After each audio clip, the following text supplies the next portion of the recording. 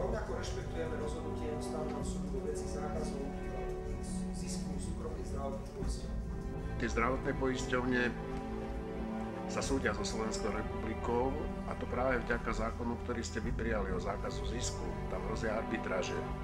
Čo s tým teda, ak tie arbitráže vyhrajú? Arbitráže nejako tak potom bude tlačová konferencia, bude to komentovať. Dobre. Druhá vec je, koľko Slovensko zaplatilo za práve zastúpenie v tomto spore.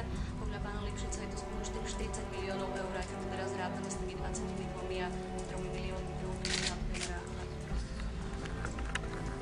Žába bola 170, či koľko miliónov? 170 miliónov, hej. Ja vidím, že ste z toho všetci zrušení, ale to je nepochopné. My sme z toho zrušení.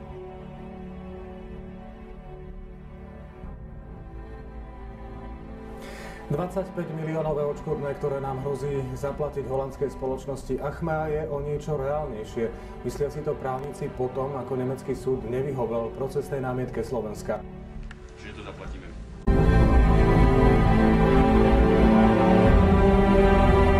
Programom vyhlásení vlády, ktoré bolo schválené v Národnej rade Slovenskej republiky, že toto nás zaväzuje. A my to chceme urýchliť. A zase okolo toho špekulujete. Chceme to urýchliť. Chceme urobiť všetko preto, aby do roku 2010 mohli ľudia plynule prechádzať z Bratislavy do Košíc a aby nastal posun medzi Bratislavou a Zvolenou. Keby nebola svetová hospodárska kríza, diaľnice podľa potvrdenia koncesionárov, pokiaľ ide o Bratislavu Košice s výnimkou tunelov, to sme povedali veľmi jasne, by boli dokončené. Svetová kríza o 18 mesiacov to posunula ďalej. Hrozba, že urýchlená výstavba diaľnic bude zastavená, je veľmi reálna. My máme historickú skúsenosť s pravicovou vládou. Jednoducho zastavili výstavbu diaľnic. Veľmi citlivo reagujeme na všetky informácie, ktoré naznačujú, že nielenže došlo k zastaveniu výstavby diaľnic, ale že naštartovanie tohto procesu bude podstatne neskôr, ako avizuje súčasná vláda. Pokiaľ to pán Fiala neurobí, budeme musieť uvažovať o vyvodení politickej zodpovednosti voči nemu, pretože sa nie je možné, aby takto niekto ťahal Slovenskú republiku a slovenské firmy za nos. Toto je záväzok. Ak toto nenaplníme, tak treba vyvodzovať politickú zodpovednosť.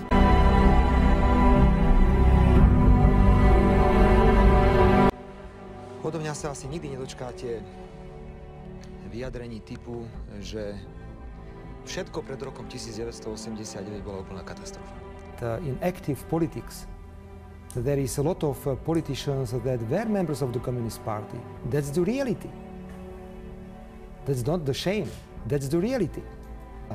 Slovakia and the Czech Republic, they have been changed so significantly since 1989. I can compare. I remember how the country looked before 1989. Ale žiadna čierna diera tu pred rokom 1989 určite nebola. Ale tak vy ste zase boli člen komunistickej strany a oni neboli. No, tak aby sme boli fér, že voči všetkým a voči všetkým. Mal som možnosť veľa cestovať, už aj predtým dokonca, ako prišiel november 1989. Múdri ľudia určite majú tendenciu si vyberať všetko pozitívne z minulosti a používať to aj v budúcnosti. A nebuďme takí, že všetko bola úplná katastrofa. Prvky strategického rozmýšľania, plánovania a vládnutia boli podstatne dokonalejšie, ako sme ich videli po roku 1989. To je prihláška do komunistickej strany Československa, ktorú si v 80. rokoch podal Robert Fico. Súčasťou prihlášky je aj životopis, v ktorom okrem iného napísal: S náboženskou otázkou som vysporiadaný a zastávam prísne ateistické stanovisko. Robert Fico pred 2 týždňami odštartoval svoju prezidentskú kampaň týmto rozhovorom. Predovšetkým chcem povedať, že ja o tom dosť málo hovorím, ale možno to je teraz priestor povedať, že pochádzam z rodiny, ktorá bola veľmi silne orientovaná katolícky. Tak určite toto na mňa vplývalo. V rozhovore Robert Fico svoju kariéru v komunistickej strane nespomína, naopak venuje sa tej katolíckej. Neviem, či opäť mi to poškodí, alebo mi to pomôže, ale ja som prešiel svätým krstom, svätým príjmaním, prešiel som dokonca aj príjmovku. Takže keby som si dnes mal urobiť nejaký profil vo vzťahu ku katolíckej cirkvi, možno by som vyšiel lepšie ako ktorýkoľvek poslanec za KDH. Ako každé iné dieťa na dedine, aj ja som absolvoval ako dieťa. Či už išlo krst, tak ten som naozaj nevedel ovplyvniť, potom bolo príjmanie a potom bola tá birmovka. Nič iné som nepovedal, popisoval som fakty z môjho detstva.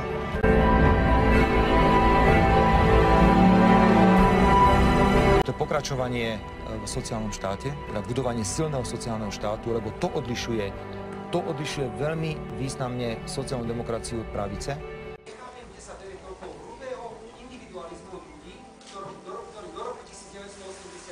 Zadarmo vyštudovali, bývali za 40 kg mesačne na internátoch, za 40 kg chodili na električkách a za 260 mali takisto strávnu jednotku na internáte, ako sa mali. Toto je zaujímavé, že kde sa tá sociálne citlivosť ľudia to takým postupom stráca. U nás je to prirodzené, u mnohých z nás máme rovnaké zázemie. Keď má človek plat 3000 eur mesačne a mu zdvihnete DPH o 4%, to znamená, že zaplatí za všetko viac, všetko mu zdražie, tak sa tak nevšimne ako človek, ktorý zarába 380 eur, ako povedzme šičky vo Vranove nad Toplou. 19.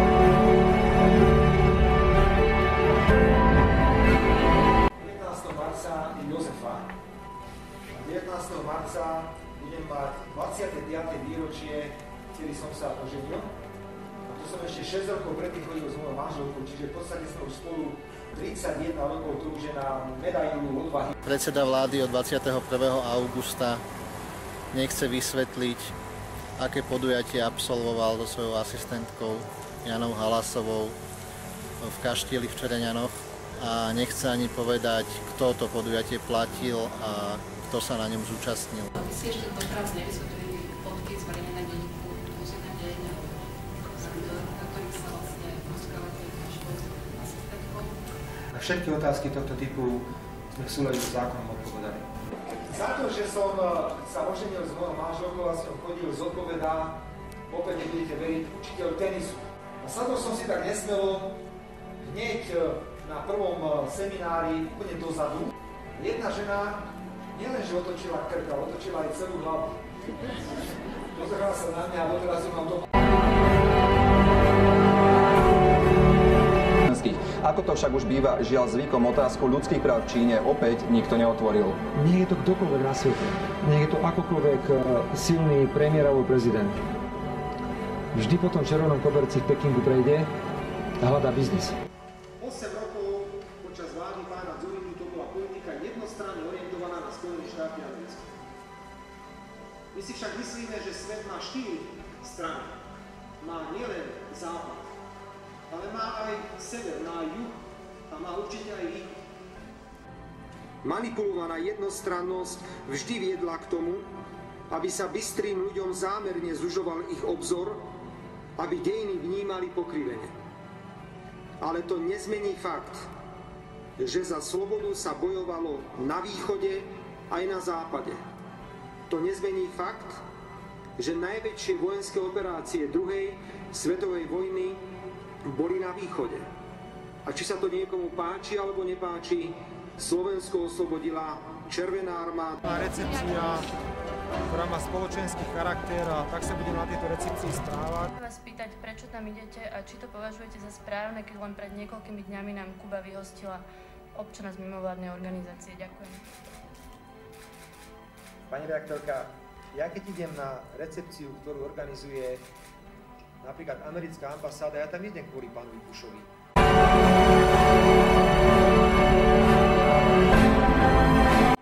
chápeme slobodu prejavu nielen ako šírenie pozitívnych a krásnych informácií. Sloboda prejavu to je aj šírenie kritických, niekedy šokujúcich informácií. Stívio. Prvá na tej proste. Denník SME, tu sa konečne spamätajte, prosím vás. My to opravujeme, lebo je tu havarijný stav. A idiot z denníka SME napíše, čo vy robíte vo vašom denníku, vy už nie ste opoziční, ste absolútne protivládny denník. A to, čo píšete, aké nezmysly, aké klamstvá sa vo vašom denníku pravidelne objavujú, to už jednoducho nemá konca kraja. Tak prosto sa môžete sprieľať. Ja obyčajné hudbe je. Ste neuveriteľní diletanti, podvodníci a klamári SME, takého rozsahu, aký som v živote nevidel. Aj preto treba prijať nový tlačový zákon na Slovensku a budeme trvať na prísnom tlačovom zákone, pretože to, čo si niektoré médiá dovolujú vo vzťahu vláde, je absolútne neakceptovateľné. Ešte raz prosím, denník Pravda, SME a TA3 nech prestanú pôsobiť ako prostitúti. Želám televízii TA3 všetko dobré a predovšetkým jej redaktorom také bystré oči a také dobré uši, ako mali doteraz. Na zdravie. Tak ďakujem za spoluprácu naozaj, že ste prišli na zdravie. Nemáme korektný vzťah. akákoľvek nabubralosť, agresivita alebo arogancia, aj keby bola opodstatnená z nejakého dôvodu, nejaké provokácie alebo z niečoho iného, je veľmi nebezpečná. Nie, Fico je stále ten istý. Sme čistý protivládny denník. Denník sme im posadnutí. Na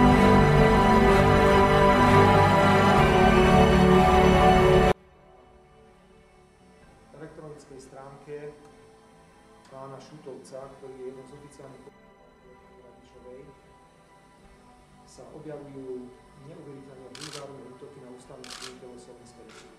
Čo som si dovolil podať žalobu voči nejakej karikatúre. No ako by vám to prišlo, keby si z vášho zdravotného stavu robil nedosranú? A nejakí hlupáci v denníku sme uverejnia karikatúru, že čo teba môže boliť, keď žiadny krk nemáš. Mne sa niektoré karikatúry, či to bol Danglár alebo Šuty, sú fakt dobré. Mne sa páčia a naozaj sa na niektorých výborných zabávame, keď sa týkajú nás. Budeme rádi, Šuty. Áno, Šuty, dobre. Ďakujem. A tá žaloba ešte platí na tom, že som to dovolený.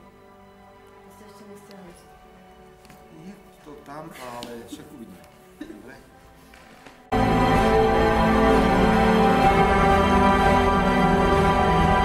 Na začiatku minulého týždňa sa stretli predstavitelia slovenskej tlače, aby zorganizovali spoločný postup, spoločnú stratégiu v tom, ako škandalizovať, ako postupovať voči vláde, jej predstaviteľom a proti individuálnym členom politickej strany Smer sociálna demokracie.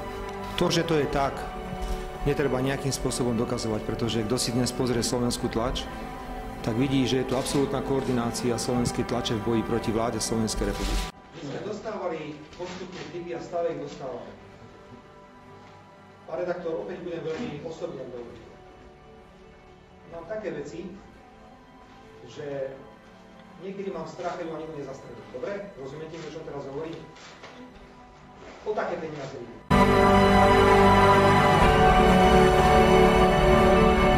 Ale nerobme tú reklamu niekomu, kto nemá šancu. Voľby v druhom kole. Suverénnym spôsobom vyhrá Vladimír Maňka za Smer sociálnu demokraciu. A s vysokou pravdepodobnosťou takto skončia v druhom kole. 7:1. Ja nemám žiadne pochyby o tom, že pán Maňka vyhrá druhé kolo bez akýchkoľvek problémov. Toto je problém pravicových strán, toto nie je problém Smeru sociálnej demokracie. Ako je možné, že predstaviteľ štandardnej politickej strany prehral s nejakým extrémistom v Banskej Bystrici? Náš kandidát neprehral s extrémistom. Nebyť panikom, tak sa stratím teraz z povrchu zemského. Odídem zo života politického. Prepáčte, prehľad s Kotlebom, tak to je teda vážna vec. Ja necítim zodpovednosť za výsledok v Banskej Bystrici. Nech sa zamyslí pán Prešov, nech sa zamyslí pán Sulík. Čo si myslíte v prípade pána Maňku, ktorý vlastne utržil takú porážku pánom Kotlebom ako pán Čajíč?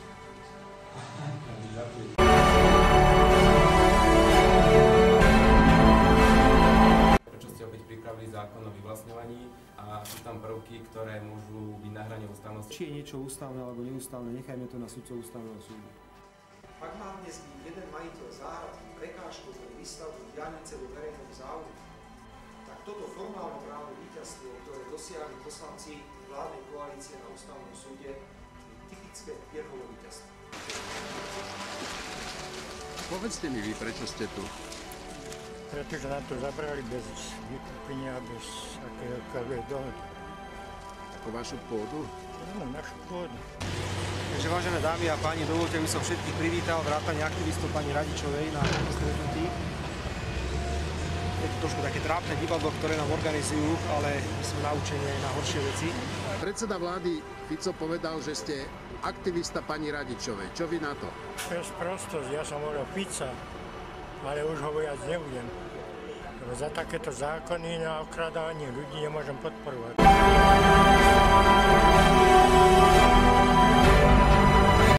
Možno, že by niekto očakával, že budeme vytešení, ale nás skôr zarmucuje, že vláda Slovenskej republiky musí míňať také obrovské množstvo energie, aby vyvracala podvody, manipulácie a možno aj to, že nejaká dievčina nebola schopná urobiť skúšku, tak obetovala meno Slovenskej republiky len preto, aby si zachránila svoju vlastnú kožu.